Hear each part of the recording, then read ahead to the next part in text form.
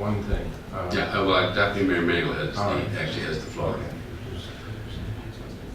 But And hold that it thought. may be the same concern, because in your answer, you suggested that it would have to go to the west from the back of the property, because last Tuesday night it sounded like there was a possibility of also going north and then east and then out the Nova Scotia Power property, or the driveway from either the Nova Scotia Power or the the parking lot there.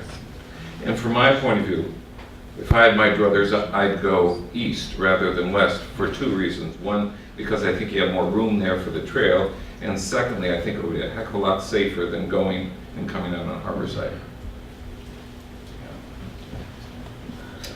The way the agreement, there has been discussion about east and west. The way the agreement was presented to council last week, it did indicate it would go west.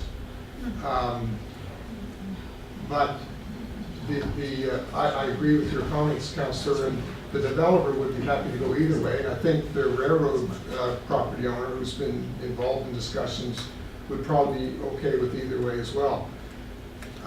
And we could, I think that would be a simple change to make if that was the preference of council. There is a difficulty going east in that we don't have a long-term lease with the Nova Scotia Power lands, and we're working on trying to, in fact, get a long-term lease. But it sort of puts that kind of, until that gets sorted out, it maybe makes that not as attractive an option.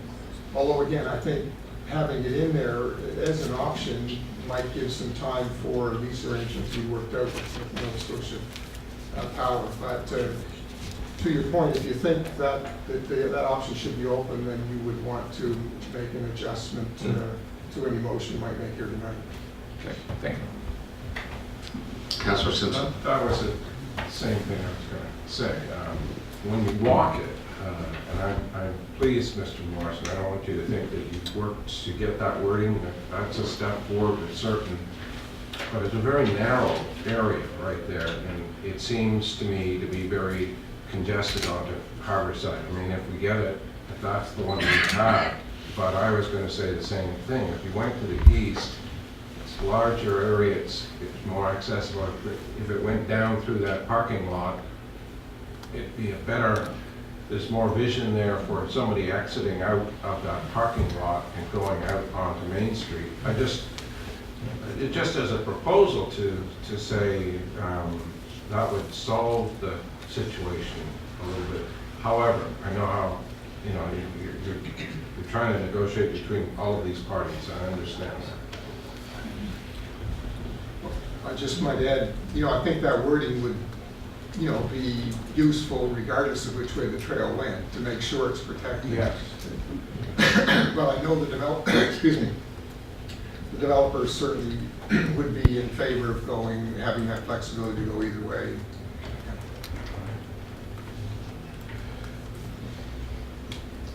Anything else?